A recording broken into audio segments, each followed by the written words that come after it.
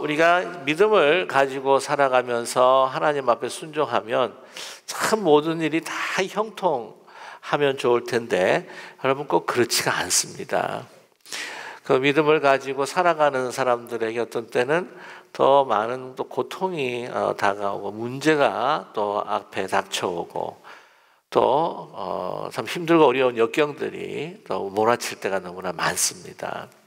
하나님 순종하면 문제가 없어야 될 텐데 그렇지 않다는 것이죠. 뭐 한 문제만 뿐만이 아니라 뭐 설상가상으로 뭐 엎친데 덮친다고 여러 문제가 한꺼번에 또 찾아들 수가 있습니다. 바로 아마 히스기야의 경우라고 저는 생각을 합니다. 오늘 이 말씀을 보게 되면은요, 이 히스기야에게 문제가 생깁니다. 오늘 말씀 보시게 되면 육신에 질병이 생겨서 이제 죽게 된 것이죠. 뿐만이 아니라 가만 살펴보면 이게 이 국난의 문제가 있습니다. 아수르가 쳐들어왔다고 하는 것이 있죠. 그래서 지금 그 나라가 풍전등화의 위기에 있다 하는 것을 우리가 엿볼 수가 있습니다. 그러니까 뭐 자기네 개인의 문제뿐만이 아닙니다. 왕이기 때문에 또한 죽게 되게 되면 또 나라의 운명이라고 하는 것이 얼마나 위태롭게 되겠습니까? 뿐만 아니라 적군이 이렇게 아수르가 침공을 해오는데 18만 5천 명이라고 하는 대군을 몰고 온 것이에요. 이런 상황 속에서 어떻게 하겠습니까? 히스기야는 주님 앞에 정말 무릎을 꿇고 옷을 찢고 베옷을 입고 하나님 앞에 이제 기도하는데 오늘 말씀을 보게 되면은요, 우리 1절에서부터 우리 8절까지에 대해서는 하나님 앞에 나아가서 이렇게 간구하고 또 하나님께서 이사야를 통해서 또 말씀하시고, 그런데 이제 9절에서부터 오늘 정확하게는 20절까지 보게 되면은요, 그 하나님 앞에 나아가서 어떻게 기도했는가 하는 그 기도의 모습과 또한 내용을 우리는 살펴볼 수가 있습니다. 히스기야는요, 참으로 하나님 앞에 순종했던 사람이었습니다. 그래서 자기가 죽게 되었다, 이제는 더 오래 살지 못한다. 그때 나이가 37에서 39으로 추정을 하고 있습니다. 그러니까 뭐 학자들마다 조금씩 연대가 다른데요. 그가 727년에 이제 25살 나이에 왕으로 등극했다라고 하는 사람이 있는가 하면은 715년 BC 주전 715년에 25살에 등극했다는 사람이 있습니다. 아무튼 그 아버지 아하스 왕과는 전혀 딴판. 야, 어떻게 이런 아버지 밑에서 이런 아들이 나올 수 있을까 할 정도로 너무나도 달랐던 히스기야였습니다. 아버지 아하스 왕 같은 경우에는요, 막 우상 숭배로 하나님 앞에 범죄했던, 뭐 성전에서도요, 그 친아수르 정책을 쓰면서 그 아수르에 있는 그 림몬이라고 하는 신도 들어와 가지고는 우상 숭배하고 모든 뭐 아세라 바알 뭐 이런 막 우상 숭배하는 그러한 왕이었었습니다. 그런데 나중에 이 히스기야가 등극을 하고 난 다음부터는요, 완전히 반 아수르. 왜냐하면은 계속해서 선지자를 통해서 이제 말씀을 하셨거든요. 이방의 나라를 의지하지 말라, 두려워하지 말라. 애국가도 손잡지 말라. 또한 아수르와도 손잡지 말라. 이방의 나라가 아니냐. 여호와 하나님께서 너희 나라를 지킬 것이다. 그렇게 계속해서 말씀하시는데 그 아버지 아하스 왕은 그러지 않았다고 하는 것입니다. 근데 이제 이 히스기야 왕이 이제 자기가 재위하는 그 기간 동안 종교 개혁을 단행을 합니다. 그래가지고 아버지가 그 숨겨놓았던 모셔놓았던 그 림몬상들 다 파괴하고 바알과 아세라 상도 다 파괴하고 또한 다시 제사를 회복하고 하는 뭐 정말 그래서 그 역대기 그 기자는 뭐라고 이야기하냐면은 그의 행위가 그 다윗 왕과 같았더라. 라고 이렇게 칭송을 했습니다. 역대기를 보게 되면은요, 그 악한 왕이라고 한다면 여로보암 같은 왕과 같이 악행을 행하였더라. 평가를 하면은 진짜 악한 왕이에요. 근데 그 하나님의 종 다윗 왕과 같이 행하였더라 하면 진짜 선왕인 것이죠. 그래서 그렇게 평가할 만큼 히스기야가 참 선왕이었습니다. 그러니까 그래서 그런지 이런 상황을 했을 때 3절에 보게 되면은요, 이 여호와께 구할 때에 보시면 이르되 여호와여 구하오니 내가 주 앞에서 진실과 전심으로 행하며 주의 목전에서 선하게 행한 것을 기억해 주시기를 원합니다. 아직도 기억해야 될 것들이 있고 아직도 하나님의 뜻 가운데 순종하면서 이 나라를 다스려야 되는데 아직 제가 젊지 않습니까? 기도를 주님 앞에 간절히 드립니다. 이렇게 보면 이 간절한 그 기도, 눈물의 기도를 이제 들리는 그 내용들이 나중에 또 나오는데, 이 히스기야 왕이 이렇게 선정을 베푸는 가운데서 이제 위기가 닥쳐온 것이죠. 그래서 어떻게 이 병을 얻었는가 하는 것을 이제 보게 되면은요, 그냥 이게 이 문제들이 이 독립적으로 생기는 것이 아니라 사실은 또 연결되어서 생길 때가 참 많지 않습니까? 저는 그런 추측이 들어요. 이 18만 5천 예상하지도 못했던, 물론 위협을 계속해서 가합니다. 이 아수르가요, 오늘 38장에 히스기야의 기도가 나오는데 36장부터 37장까지 그 아수르에 있는 산헤릅이라고 하는 그 왕이 계속해서 압박을 가합니다. 막 협박을 합니다.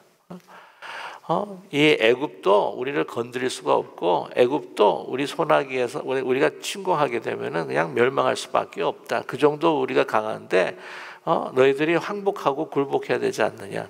왜냐하면 친아수르 정책 썼을 때 아하스 왕 때서는 괜찮았어요. 왜냐하면 친아수르 정책을 썼으니까.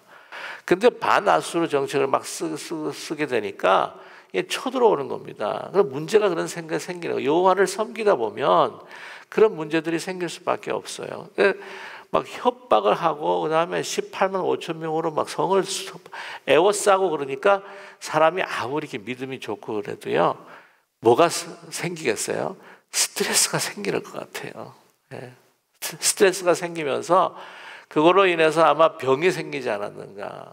그래서 하나님을 어쩌면 전적으로 의지하며 하나님을 두려워하는 믿음에서 이런 시각적으로 나에게 들리는 위협과 보이는 어떤 그런 침공의 위협을 보면서 아마 스트레스가 심하게 쌓였지 않았을까. 그래서 오늘 이 말씀을 보게 되면은요, 그가 어떤 병을 앓았느냐 하는 것을 보게 될 때에 이게 악성 피부암을 알았을 것이다 라는 생각을 갖게 합니다. 이제 보시게 되면은 그 쭉 보시다 보면은요, 이 악성 종양을 가지게 된다 하는 것을 이제 보시면 21절에 이사야 이르기를 한 뭉치 무화과를 가져다가 종초에 붙이면 왕이 나으리라, 그렇게 이야기를 하고 있거든요. 보면은 종처라고 하면 이제 이게 뽀락지 같은 거예요. 근데 뭐 뽀락지 가지고 죽겠습니까? 근데 보니까 이게 아마 급성 피부암인 것 같다 하는 생각을 갖게 되고, 또한 학자들은 또 그렇게 이야기를 하고 있습니다. 그래서 무화과를 이제 발라라라고 이렇게 이야기를 하는데, 그러는 가운데 지금 눈앞에 적군들은 있고, 또한 자기는 병이 들었고, 정말 전체적으로 난국입니다. 여러분, 그때 어떻게 하겠어요? 그리고 일단 이사야를 통해서요, 사형 선고를 그냥 받은 거예요. 그게 어떻게 하겠습니까?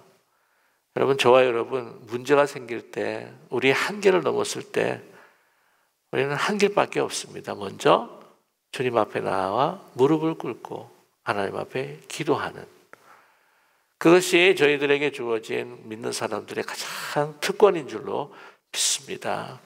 여러분, 문제가 생기면요, 우리가 너무나 잘 알겠지만 문제가 생기면은 그냥 하나님의 뜻이 무엇입니까? 하나님 앞에 기도하라는 거예요. 잠잠히 기도하라는 겁니다. 하나님 앞에 정말 옷을 찢고 정말 베옷을 입고 하나님 앞에 기도하는 겁니다. 벽을 향하여 내가 이렇게 앞이 깜깜한 인생을 지금 살아갈 수밖에 없습니다. 그냥 벽을 보는 거예요. 앞이 뭐 딱 막힌 거죠. 나의 처지가 그렇습니다, 하나님. 그리고 보면 사실 사람이요, 문제가 생겨야 기도가 간절해져요. 그럼 동의하십니까? 우리 솔직히 이야기해 보자고요.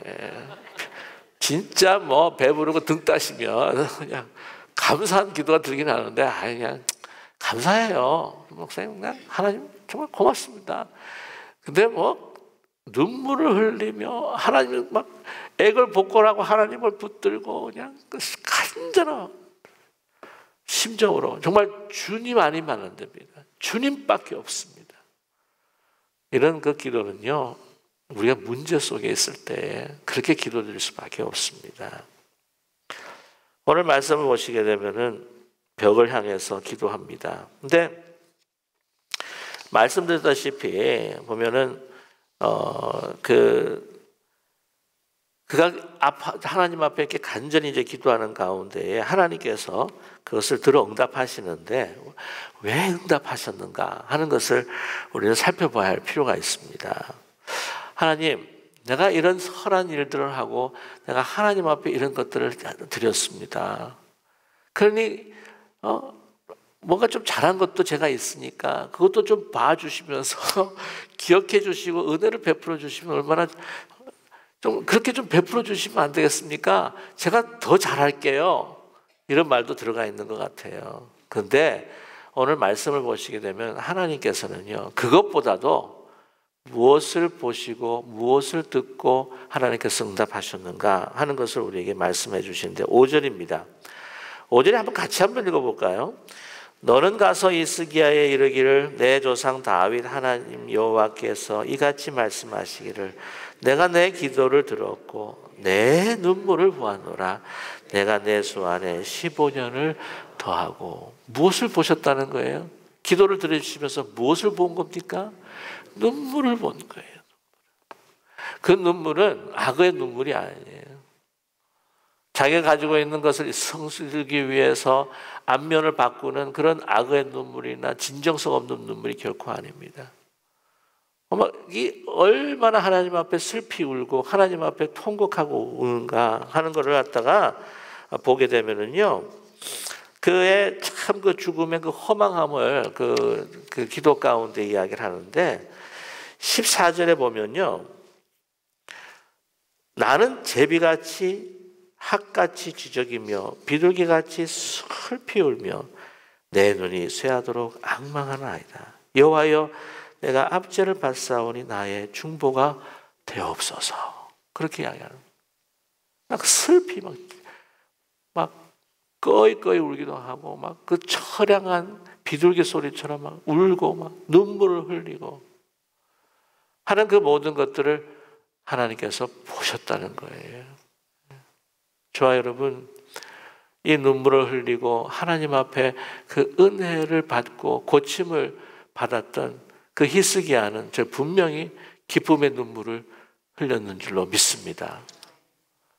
우리의 신앙생활이라고 하는 것, 영혼이라고 하는 것이 참 촉촉해야 된다는 거예요. 이게 그런 메마르면 우리가 가시만 돋칠 수밖에 없습니다. 하나님 앞에 우리가 찢어 하나님 앞에 간절히 기도하고 내가 나의 한계 속에서 나의 부족함 속에서 눈물을 흘릴 때 하나님께서 우리를 구원해 주시고 또한 그 기쁨으로 감사의 눈물을 흘리는, 여러분, 그러한 신앙의 촉촉한 습기가 있어야 우리 가운데 어떻게 해요? 하나님을 향한 더 믿음이 자라나게 될 줄로 믿습니다. 여러분, 2019년도에는요 그런 눈물이 넘쳐나서 정말 우리의 삶의 생명의 강이 흐르고요, 우리의 가정과 교회에 그런 생명의 강이 흐르기를 간절히 소망합니다. 근데 보시면요, 하나님께서 이렇게 막 통곡을 할 때에 보세요, 이 병만 고쳐준 게 아니에요. 6절의 말씀 보게 되면은 너와 이 성을 아수르 왕의 손에서 건져내겠고 내가 또 이 성을 뭐라고요? 보호하리라, 이렇게 말씀하고 있어요. 아수르가 이제 제1차 침공을 감행합니다. 말씀드렸죠? 18만 5천 명이 성을 에워싸요. 근데 오늘 이 38장 그 전에 37장을 보시게 되면은요, 마지막에 하나님께서, 이게 히스기야가요 군대를 보내지도 않습니다. 그러면은 히스기야가 군대로 보내지도 않는데 하나님의 사자가 나타나 가지고요 그 18만 5천 명을 갖다가 다 싹쓸이 해버려요. 그래서 막 대승을 거둡니다. 이런 일이 일어날 수 있을까? 그 역사 가운데 그런 일이 있었다네요. 1858년이었나? 여러분, 그 스페인의 그 무적 함대가 있습니다. 그렇죠? 그 영국을 이제 침공을 한 거예요. 131척을 가지고 8만의 군대가. 그때 당시 영국도 해군이 있었지만은 비하면 아무것도 아니었죠. 정말 뭐 감당이 안 되는 대적이었습니다. 그런데 별로 싸움을 하지도 않았다는 거예요. 영국으로 올라오는데 갑자기 북해에서 이게 북극에서부터 찬 바람이 확 돌풍이 불면서 계속해서 밀어내는 거예요.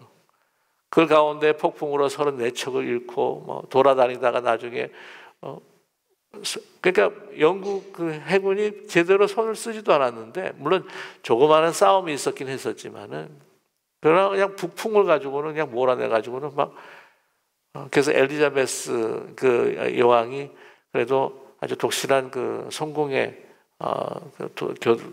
교도였다고 그러지 않습니까? 그러지 않았으면은 그 영국도 아마 카톨릭, 그 당시에 부패한 카톨릭에 아마 점령을 당했을 것이다 라고 하는 그런 이야기를 들려오는데, 역사 속에서도 이런 엄청난 사건들이 일어난다고 하는 것이죠. 아무튼 하나님께서 역사하셔서요 그냥 다 무찔러 버리시고 맙니다. 그러니까 얼마나 그 감격과 기쁨이 넘쳐나겠어요. 자, 근데 7절 말씀 보게 되면은요, 이는 여호와께 말미암은 너희를 위한 징조이니 곧 여호와께서 하신 말씀을 그가 이루신다고 하는 증거니라 라고 이렇게 말씀을 하세요. 이 두 가지의 증거를 보여주시는데, 아수르의 그 군대들을 완전히 물리치십니다. 뿐만이 아니라 오늘 8절 보게 되면 보라, 아하스의 해시계가 나아갔던 해 그림자를 어떻게 해요? 뒤로 10도를 물러가게 하리라 하셨다 하라고 그렇게 이야기를 하십니다. 이 열왕기하에 보게 되면은 두 가지 옵션을 줘요. 이 아하스의 해시계라고 하는 것이 사실은 그 아수르의 그 문명을 보고 이렇게 가지고 왔다고 그렇게 이야기를 해요. 그래서 보통 이제 해시계 같은 경우에는 이렇게 둥그렇게 돼 있는데, 제가 조금 조사를 해보니까 이 계단식으로 돼 있더라고요. 그래서 이제 계단이 10도 정도 뭐 이렇게 왔다 갔다 이렇게 하는 모양인데, 두 가지 옵션을 줍니다. 앞으로 나가게 하기를 원하니, 뒤로 물러가기 원하니, 그랬더니 히스기야가 좀 더 어려운 게 낫지 않겠습니까? 그래서 앞으로 나가는 것보다 뒤로 물러가는 것이 더 힘들 것 같으니까 뒤로 물려주십시오. 그러니까 오늘은 여기에서는 정확하게 나타나 있지 않지만 하나님께서 뒤로 물려주세요. 그러니까 태양이 거꾸로 돈다는 거죠. 어떤 과학자들은 뭐 이런 이야기를 합니다. 뭐 이게 태양이 그런 것이 아니라 어떤 매체로 인해서 태양빛이 굴절이 돼가지고는 뭐 그렇다고 뭐 이렇게 설명을 하는 분도 있고, 근데 여러분 이거를 어떤 분은 또 그런 이야기를 해요. 여러분 그 기브온에서 태양아 멈춰라 그래서 하루 정도 멈췄다고 하는 그 기적의 사실을 아시죠? 여호수아. 그 다음에 이제 10도를 갖다가 뒤로 물러갔다. 그래가지고는 우리 이 말씀을 전하시는 분들 가운데요, 뭐 나사에서 잃어버린 시간을 막 찾았다, 막 그래가지고는 막 예화로 쓰기도 하고. 근데 이게 가짜 뉴스예요. 이걸 사실을 보지도 않고 그냥 막 사용하는 경우가 있어가지고 문제가 되는 경우가 있어가지고 나사에서 공식적으로 그런 적 없다고 이렇게 발표한 적도 있다고 하는데, 여러분 이걸 막 증명하거나 막 이걸 하려고 하는 노력이 어떤 때는 더 무리가 될 수가 있어요. 그냥 하나님께서 이 천지를 창조해 주셨는데 우리가 물리학적으로 이해가 되지 않는 그런 초월적인 하나님의 능력으로 하루를 멈춘다든지 뒤로 물러가게 했다든지, 저는 이건 하나님의 능력으로 결코 불가능한 일이 아닌 가능한 일인 줄로 저는 분명히 믿습니다. 또한 그리고 한 가지 중요한 게 뭐냐면은 이 아하스가 아수르의 그 문명을 보고 가지고 왔었던 그 해시계, 그러니까 이거는요, 뭐가 중요한 거냐면 아수르 그 위에 누가 계시다는 이야기입니까? 하나님이 계시다는 거예요. 하나님이 시간과 역사의 주인이시다 라고 하는 것을 너에게 보이리라. 자, 근데 이 헤스겔을 갖다가 뒤로 돌리고 또한 아수르의 그 모든 그 18만 5천 명을 완전히 격퇴시켜 주시고 그거를 그 개인의 문제들을 낫게 해주신다고 하는 하나의 증거로 삼으셔서 우리에게 말씀을 해주시는데 오늘 보면 22절에 한번 보세요. 21절과 22절 보시면 무화과 뭉치를 가져다가 이제 붙여라. 왕이 나을 것이다. 잘 믿겨지지를 않는 거죠. 아니 무화과 나무 하나, 무화과 열매 붙였다고 해가지고 이게 죽을 병이라고 하는 이 악성 종양을 어떻게 고칠 수가 있겠냐.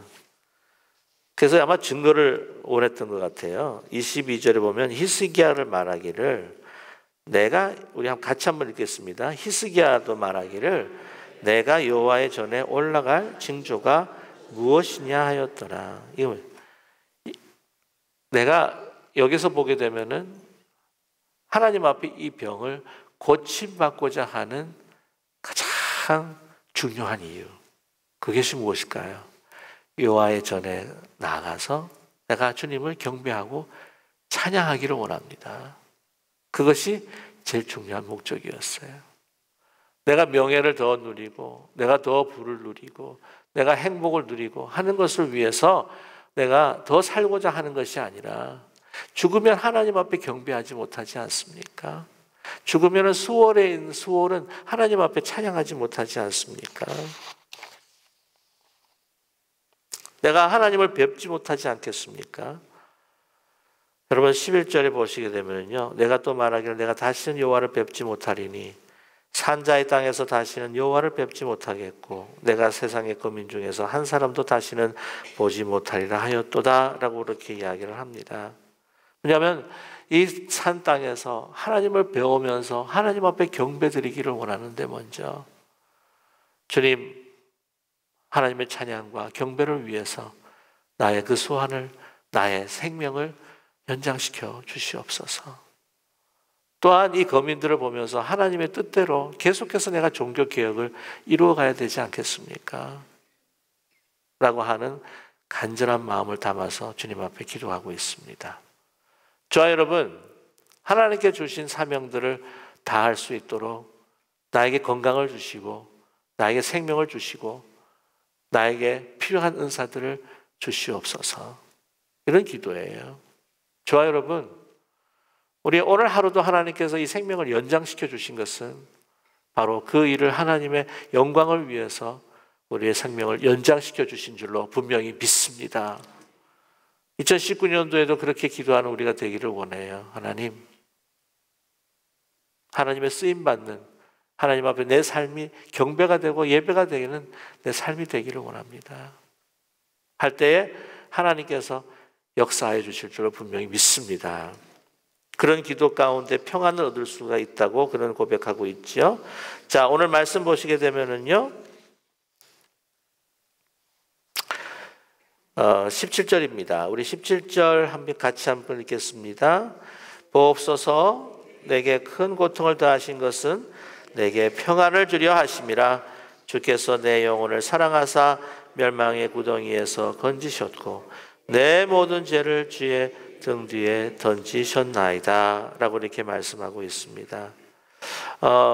그러면서 19절의 말씀을 보시면요. 오직 산자 곧 산자는 오늘 내가 하는 것과 같이 주께 감사하며 주의 신실을 아버지가 그의 자녀에게 알게 하리다 라고 이렇게 말씀을 하고 있습니다. 나에게 그래서 평안을 주셨다는 것이에요. 저와 여러분, 문제 속에서 하나님은 우리를 하여금 기도케 하십니다. 내가 낮은 자리에서 오직 다른 것들은 다 내려놓고 하나님을 바라보고 붙들 때에 하나님께서 나에게 임하실 때에 이 세상에 줄 수 없는 분명한 생명의 확신과 또한 우리의 인도하심을 통해서 우리에게 평안 주실 줄로 분명히 믿습니다. 문제는 우리를 망하게 하고자 하는 것이 아닙니다. 참된 평화, 참된 생명을 주시고자 하시는 하나님의 분명한 뜻이 있음을 믿는 우리 모두가 되기를 간절히 원합니다. 왕이라고 할지라도 내려와서 하나님을 붙들 수밖에 없는 겸손의 자리로 진정한 우리 인간의 모습으로 하나님 앞에 설 수 있도록 우리를 하시는 하나님의 경륜이신 줄로 믿습니다. 근데 끝으로 이제 38장 지나고 39장이 딱 되면은 이제 병이 나았어요. 근데 바벨론에서 병들었다는 소식을 듣고 예물들을 가지고 막 이렇게 옵니다. 근데 이제 아수르의 공격을 받고 크게 위협을 받다 보니까 분명히 하나님께서 자기를 살려주신데도 불구하고 이게 예물을 듣고 이게 이 예물이요 이 뇌물이 될 수 있는 거잖아요. 원래 이게 뇌물의 뜻이 뇌를 많이 돌려서 주는 선물이 뇌물이라 그러는데 다 아젠다가 있어가지고 이제 하는 거예요. 그래가지고 이제 드려가지고는 이게 아침에 당신 참 위대한 왕입니다. 그러니까 막 기분이 우쭐한 거야. 붕 뜨는 거야. 막 이 조심해야 돼 이거. 그래가지고는요, 막 여호와의 전에 있는 거 우리가 얼마나 부유하고 얼마나 강한지 뭐 여호와에 있는 전에 있는 보석들 보배들을 갖다 다 보여주는 거예요, 그냥. 그래가지고는 나중에 바벨론에게 망하고 맙니다.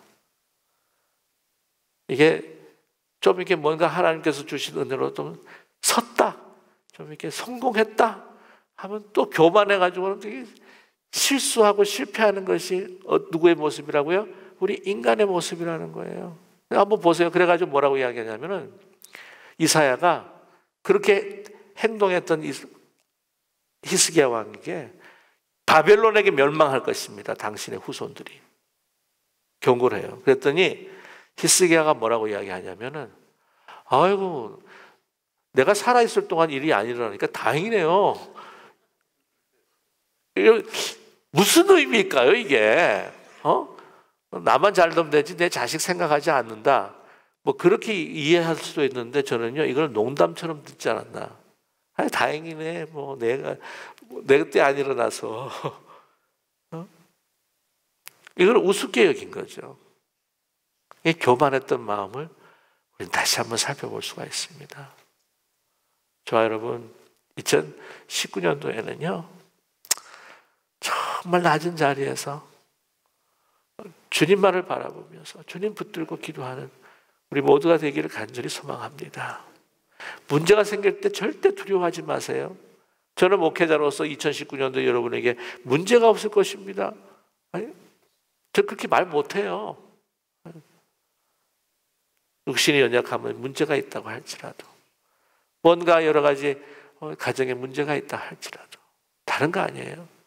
우리를 망하겠다고 하시는 것이 아니라 오직 먼저 간절한 마음으로 주님 앞에 나오라고 하는 마음. 이제 다른 것이 아니라 온전히 먼저 주님만을 바라보라고 하는 하나님의 분명한 메시지를 우리가 듣고 저와 여러분 정말 교만하지 말고 모든 것이 다 하나님의 은혜로다. 내가 가진 것, 내가 살아가는 것, 내 건강 모든 것이 다 하나님의 은혜로다. 나의 생명도 은혜로 시작했고 나의 마침도 은혜로 마치게 될 것이다 라고 하는 분명한 은혜의 의식과 믿음과 또한 소명으로 살아가시는 저와 여러분 되시기를 주님의 이름으로 간절히 축원합니다.